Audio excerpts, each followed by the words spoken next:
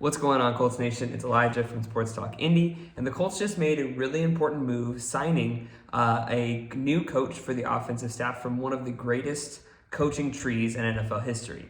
Now, coaching trees are all the rage these days, especially. You didn't hear about it as much 10, 15 years ago, but now you look at these coaches and you look at these guys from the Washington, at the time, Redskins tree, where you had Mike McDaniel, you had Sean McVay, Mike LaFleur. You had guys all over the place on one of the best coaching trees of all time. You look at the Philadelphia Eagles a few years ago, coming from the Andy Reid tree. Then you've got Nick Saban. He's starting his own tree with our Steichen and Jonathan Gannon. So you look at these guys that have a really, really good coaching tree, and then guys like Bill Belichick who just never have a good coaching tree.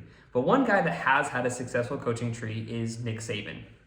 And the Colts just made a signing for an off-the-field offensive staff member, offensive assistant, in someone who comes from that Nick Saban tree, and even further more down that tree from Lane Kiffin.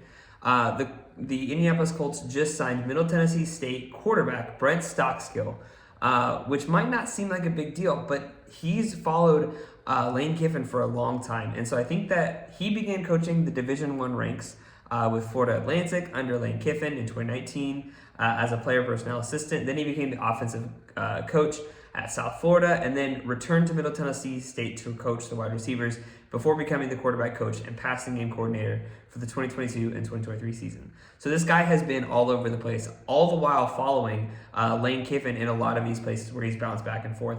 And then prior to joining the Colts, Stockstill was going to rejoin Kiffin, this time at Ole Miss as an offensive assistant. And as of now, Stockstill will be an off-the-field offensive assistant. I think that this shows that the Colts are going to continue to bolster this offense, and there have been some connections between him and offensive coordinator Jim Bob Cooter, who both share that they're from the same area of Tennessee, and it seems like they have some connections beyond that. But I think that this is a really important move for the Indianapolis Colts to continue to add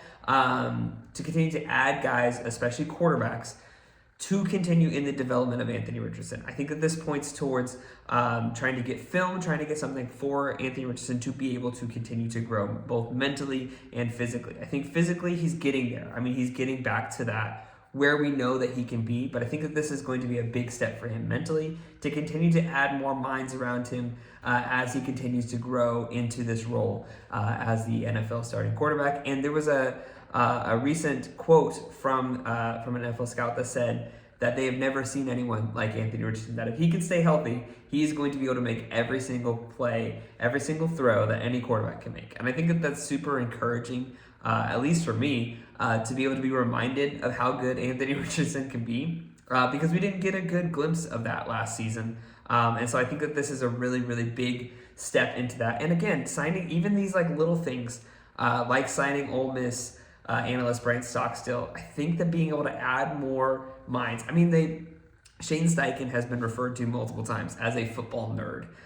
This dude just knows ball. This dude just knows, especially the offensive side of ball, and I think that that's huge for the Indianapolis Colts and for a young quarterback. I think that that's areas where we've struggled in the past, has been the analytics side and being more aware of what goes into decision making, and I think that this is going to play a huge part in that.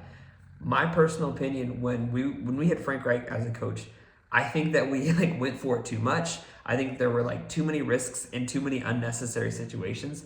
And so I think that it's encouraging for me to see the Colts continue to sign guys with the football IQ to be able to add to Anthony Richardson and that. I mean, Shane Steichen had a press conference 2 weeks ago where he was talking about Anthony Richardson being able to read plays in real time as they were happening and realize that he doesn't go through the 1, 2, 3 progression chart. He goes to who's open, and I think that that's really big, and that's going to continue to play a huge part into this Colts offense that we're excited to see. And it's young and it's exciting, and so I think that being able to see these guys come from the Nick Saban coaching tree, which again is just an amazing.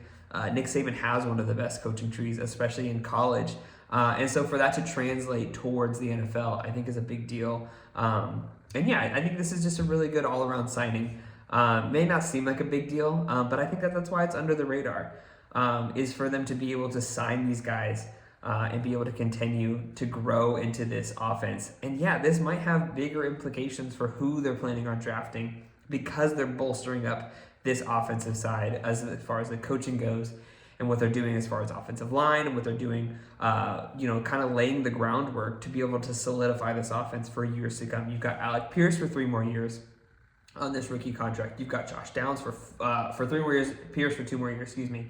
You've got Michael Pittman for 3 or 4 more years. You've got Jonathan Taylor for 3 more years. And then you've got Anthony Richardson for 3 with the option of 4 more years. And so I think that they want to solidify something in stone to be able to build on this and continue to grow into this really young but really exciting and potentially explosive offense. And yeah, I mean, this is all probably, again, stemming from the AFC South.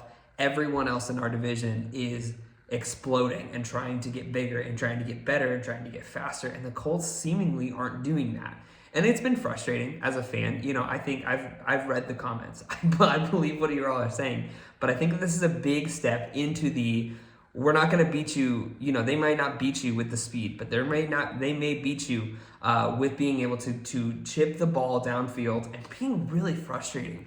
I mean, as a defense, that's extraordinarily frustrating to have a team that's just nickel and diming it down the field and being able to get these little gains.